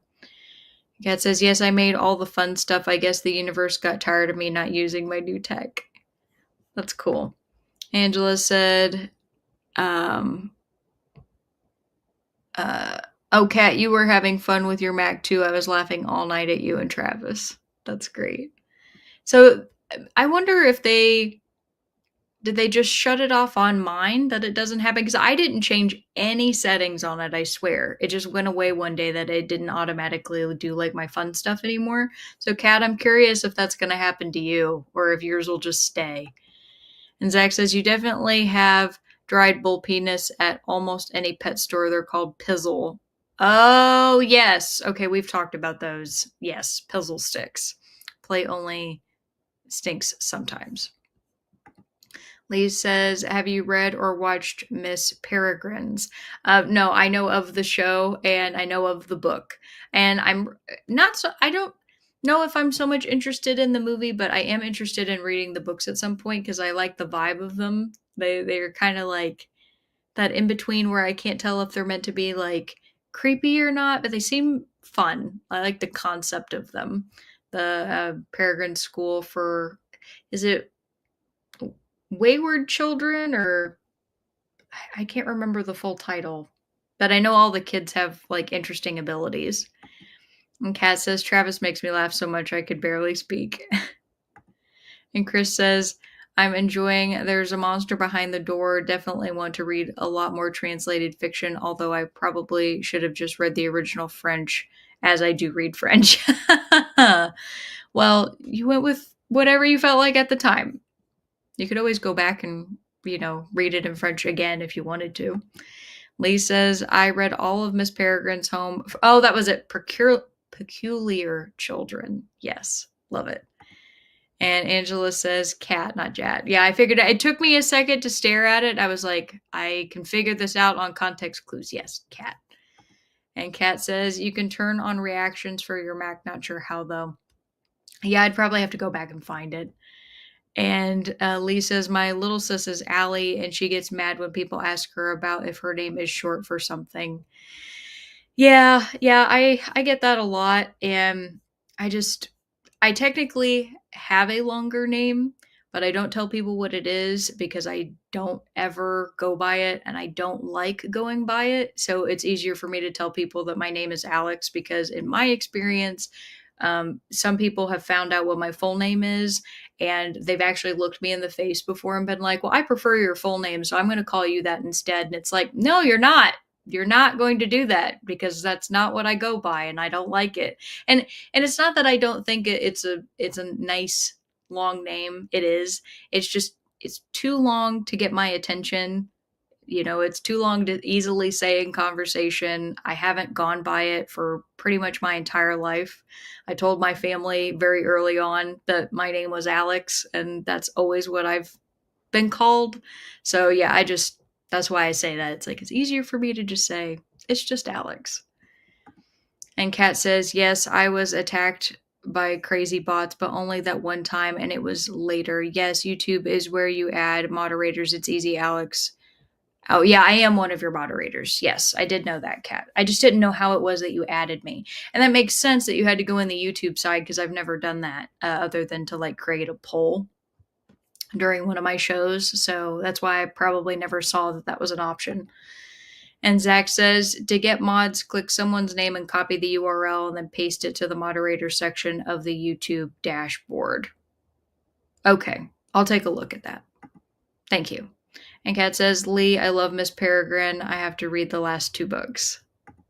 Lee says, Kat, I think the last 2 were my faves. They kept getting better. Well, that's awesome. That's wonderful that as the stories went on, you liked them even more. Because sometimes that can be difficult to do. Sometimes the best ones are like the first and the second in any series. And then after that, it's not as good. So I'm glad that you really liked those. I hope to be able to read them at some point.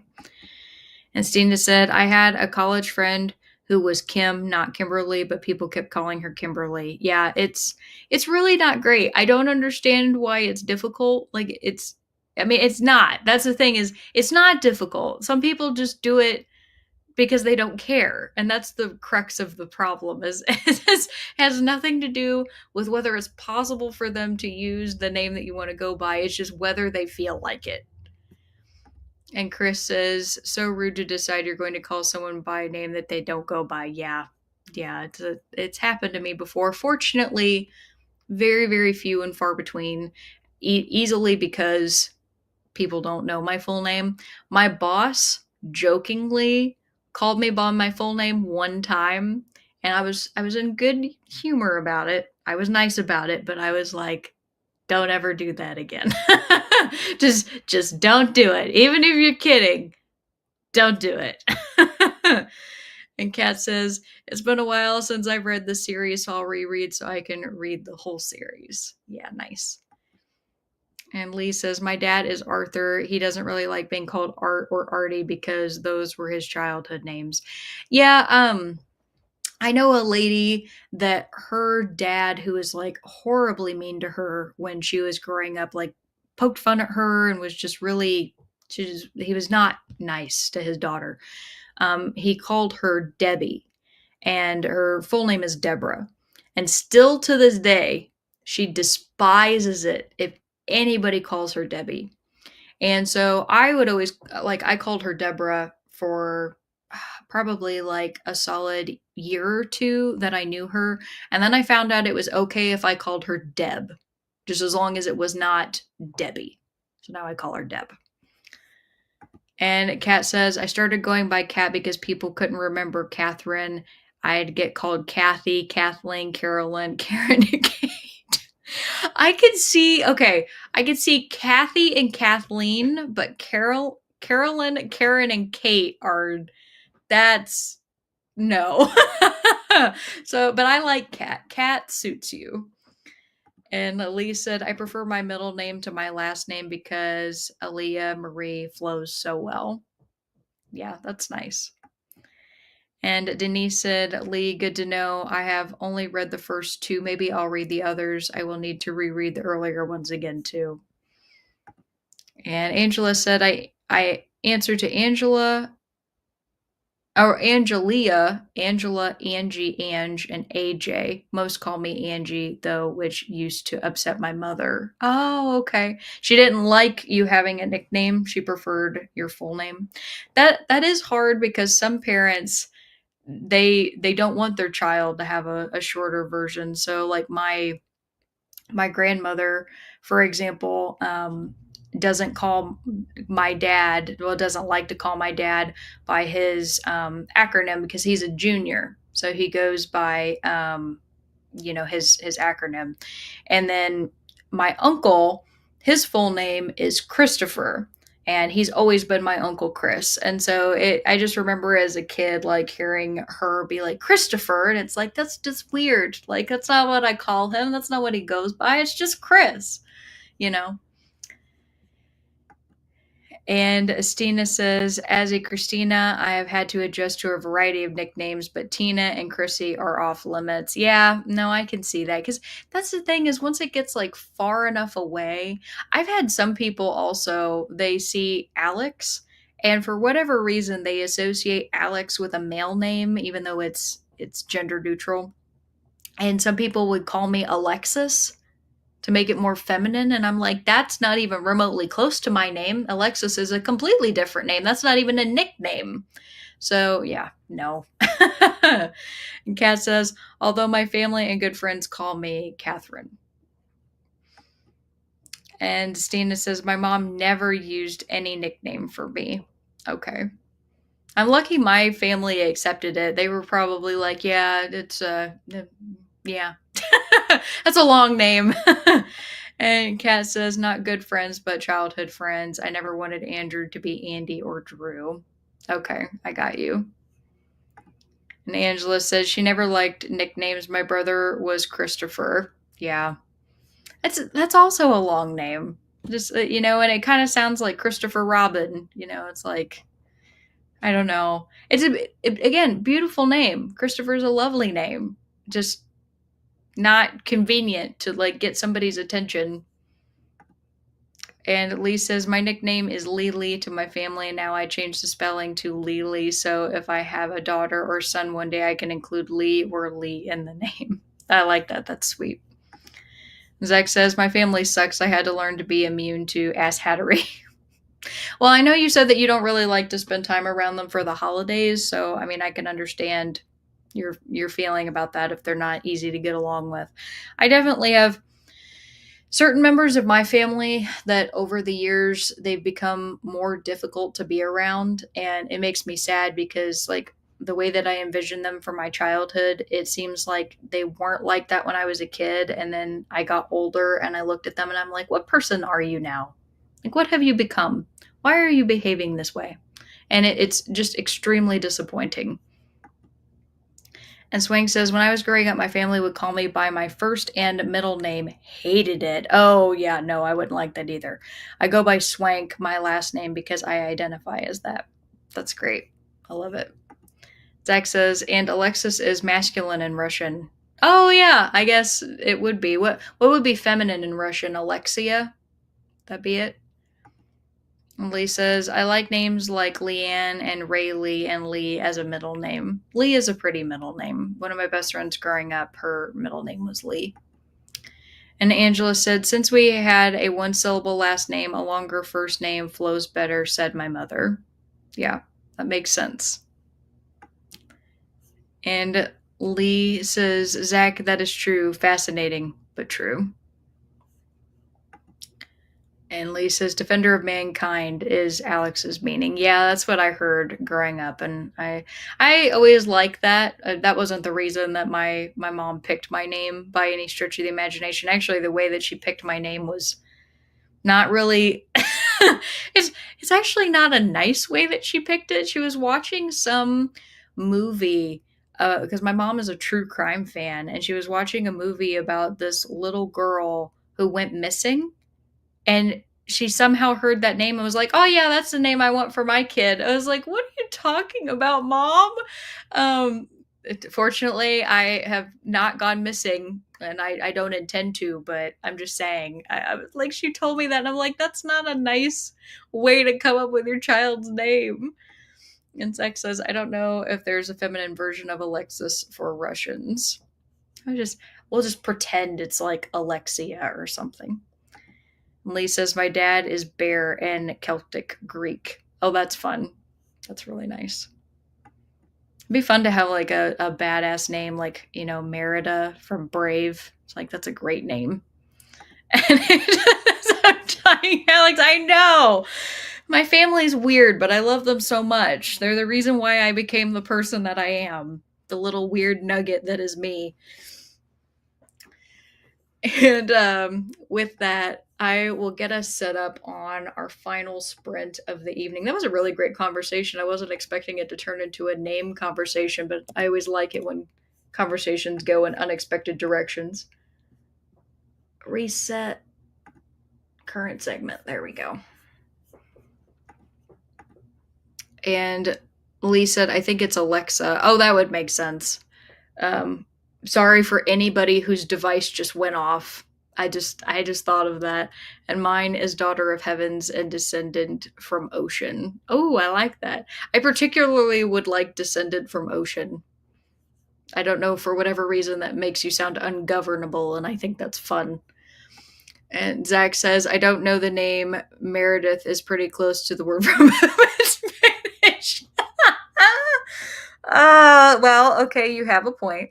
You have a point. I saw a video of a woman recently who was saying, like, I'm trying to remember. Oh, God. Where was she from? I think she said it was names that sound funny in China. And as she was going through, like, just very, very normal names from the United States, and just some of them were profane, some of them were, had things that sounded like poop and things like them in it. And I just think it's funny that even your name could potentially sound profane in another language. I went to college with a kid, and he was from China, and they all took English names when they came over here, just for ease of like talking with classmates. And I always thought it was so interesting, the name that he picked Pound, like pound cake. And that was what he went by for the 4 years that we were in school together. He was a really smart, like, super nice kid. But yeah, everybody else picked names like Lee and Sarah and stuff like that, and he was Pound. And Stina said, accent marks matter. Yes, they do. Zach says, and French. Caca, yeah. And Stina says, I worked in OIP at the university here, and occasionally we get a kid named Dung. Yeah, I could see that. Like, well, here's the thing. Was that their given name? Because if that was their given name, then, like, not humorous at all. But if they, like, came to the US and they chose that name, I would look at that and be like, did nobody tell them? But if that's their given name, again, no, there's no shade there at all. All right, so I'm going to give you all your final question for the evening, which is the question I ask as my last question every time I host a sprint, which is, what is one thing you've accomplished over the last week that you're proud of? It could be something big, could be something small, could be something you did 5 minutes ago, or something you did last Saturday after our previous sprint. I just want to hear something that makes you feel good about something that you did. And oh, Christina's here. Hi, good to see you. She says, "Hi, Alex. My forced sabbatical is over. We have power again. Woo! Happy to have you. It's lovely to see you again." Christina says, "Yeah, it was a given name, so they usually picked an American name for the year." That makes sense. Yeah, that was my experience as well. Christina says, "Remember to hydrate, have a snack." I actually am feeling snackish, so after this 30 minutes, because that's our last sprint time is going to be 30 minutes, I will probably go have a snack to help regulate the blood sugar spike that is being caused by this twisted tea that I'm drinking. Check the laundry, take the meds, stretch, and show some love to the like button. Thank you. Also, make sure you sub and ring that bell. Also, thank you. So you hopefully get notified. Kat says, "Hey, Christina." Christina says, "Hi, Kat." Tina says, "Woo, Christina." Speaking of given names, for the longest time, I called Christina K because that was her, the name that showed up. And I don't know how, Christina, you could tell me if I'm wrong, but it was like months and months that I called you that before you were like, "Actually, I prefer to go by Christina." Then I had to okay, I need to remember that. And then it was funny because now we've got 3 or 4 Christinas. It's great that come on here regularly, and it's fun. And usually people spell their name differently too, so it's really fun. And Christina says, "Hi, Tina," and says, "I miss Sprint so much. I bet, especially when I know you go to a lot of them, so that had to be hard to not have power. So welcome back." Christina says, "Good night, all. Thanks for Sprint. See you next Friday." See you next Friday, Christina. Thanks for coming.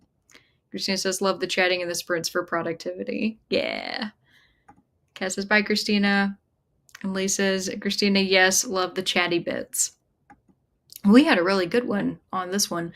We're going to surpass the 5-hour mark tonight, which is great. I mean, we do a lot of the time, but this one's like solidly over 5 hours. So it's nice to get to chat with everybody. All right, well, I will get us pulled up here and be sure to answer that question. I always love to hear what you all have accomplished, and I will see you after this next 30 minutes. My brain is starting to feel quite tired, so I don't know how much reading I'm going to get done, but I will do my best. So, happy sprinting. Bye.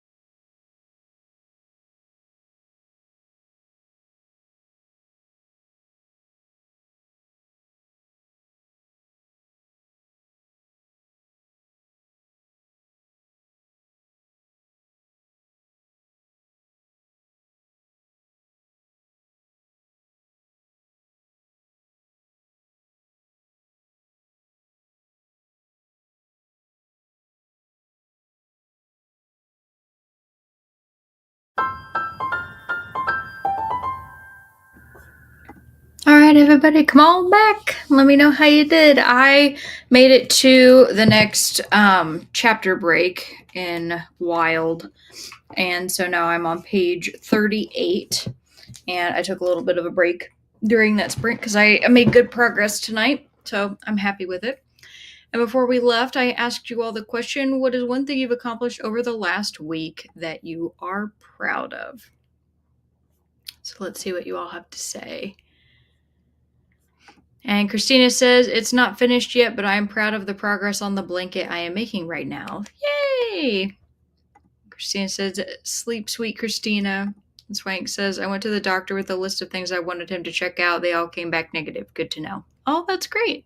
That's awesome. And Zach says, my accomplishment was shaving.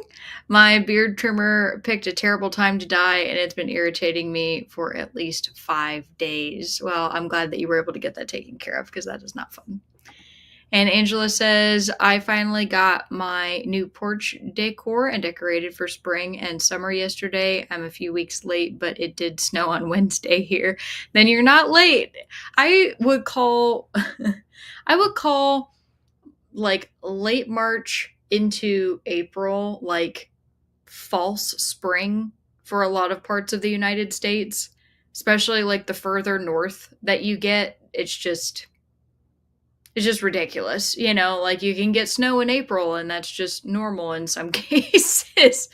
So yeah, well, I don't know how much spring 2025 is going to show us before it turns into summer, but right now it's feeling like because of how cold the season has been that we might actually get like a full month of spring at least. I don't know. It's hard to say because I saw a thing today that out in Phoenix, I think it was 100 degrees today, and I'm like, well, that's summer. So I don't know. Probably depends on where you are. And Caitlin says, I guess mine is being able to have an earlier start date. They called Wednesday, and I was able to go in today and re-sign the papers. It's been 6 people, and only 2 were chosen. Oh, it was between 6 people. Yeah, well, that's awesome. I'm very happy for you to get your earlier date. He said, while I'm excited, I'm also nervous. That's very understandable. It always happens with new jobs. Sadly, this will be my last sprint with you until maybe mid-June, early July, but we'll for sure return when I'm able. Love these sprints. Well, it's been wonderful to have you for all this time, Caitlin, and thank you for coming every single week for as long as you have been. And so I wish you the best with your new job. I'm excited for you. And Kat says, I'm proud of making my tech work minutes before my Wednesday sprints. Yeah, great job, Kat. And Emily said, switched over to the memoir Run Towards the Danger, and it's 5-star. So good. Finished and sad she hasn't written anything else. Oh, well, I'm glad that you loved it. That's awesome. Denise said, read 20 pages on page 73. Thanks for the sprints. Have a great weekend, everybody. You too, Denise. Thank you. And Stina said, I finally made some progress on learning the alto part for some ritual music. I am not a vocalist, and I've always played melody instruments. Harmonizing is really difficult for me. Harmonies are hard, so good on you for working on that. And Christina says, not a lot of spring up here, although I did finally see a robin. So there's that. Hey, progress. And Caitlin said it was 90 here in El Paso, Texas. Well, I'm jealous because I would take 90 over 30 any day of the week. And Angela said, I made it to page 107 in the spell shop. Great job. Thanks so much for hosting the sprints and have a great week ahead. Awesome. Well, thank you, Angela. I'll see you next week. And Tina said, my accomplishment was finally starting physical therapy. Woohoo! That is a great accomplishment. Well done. Lee said, I finished 2 books this week, The Ashes and The Star-Cursed King, and It's Not Summer Without You. I am starting We'll Always Have Summer sometime before I head to bed. Awesome. Well, you are doing really well finishing 2 books this week, so well done. And Kat says, best wishes with your new job, Caitlin. And Tina says, I read more of Rhythm of War. Thank you for sprints, and thank you for coming. Christina says, yay for the new job, Caitlin. Good luck. Yes, all the best wishes. And Lee said, I also brought my science grade up from an 80 to a 93. Oh, that's awesome. Woohoo. And Caitlin said, thank you all. Thanks for the sprint. Hope you all have a good week. You too. Thank you. Christina says, thanks for hosting today, Alex. So happy to be back. Enjoy your evening and see you next week. Yes, I'm happy that you're back too, Christina. Thank you. So enjoy catching up on all your sprint time. And I think my thing that I'll say for my accomplishment over the last week is I started a new hiking walking challenge that I'm currently on track for. So I said I was going to hike and walk 100 miles in 8 weeks. And this isn't just like walking I do around like day to day life, like getting up and moving around the house or at work or anything like that. This is me going outside and intentionally going for walks, doing 100 miles. And I'm actually a little bit ahead right now. I'm ahead by like 2 miles on my goal. So that's going really well. And I'm hoping this weekend, because Keaton and I are going to be doing some like active stuff over the weekend, that I'll be able to increase my number even more. So that's my thing. And Kat says, FYI, for my Saturday morning momentum community, I did pre-record episode 6 for tomorrow morning. It will go live tomorrow morning at 8 a.m. Nice. That's lovely, Kat. I'm happy that you're doing those and that you're continuing to do them. I think that's awesome. Christina says, yay, Lee. And Kat says, I'll put link in Discord tomorrow morning. Nice. And Aaliyah says, thanks for hosting. Yes, I'm so proud of everyone. Yes, me too. Thank you again for coming. It was very nice to meet you for the first time. And Stina says, thanks for hosting, Alex, and thanks to everybody for the chat, and thank you. Hope to see you next week. Kat says, thanks for sprints, Alex. Hope everyone has a wonderful weekend. You as well. Thank you so much. And Aaliyah says, my sister has softball, so I'm looking forward to watching her play. Well, best wishes to her, and I hope she can go out and kick some butt. And with that, I am going to go take a rest and get into my pajamas, and I'm going to wish everybody a good night. Oh, and I can't forget Teresa. Teresa says, thanks for sprints and good night, everyone. To you too, and Robert as well. Have a great day, everyone. You too, Robert. Thank you. And good night, all. Bye.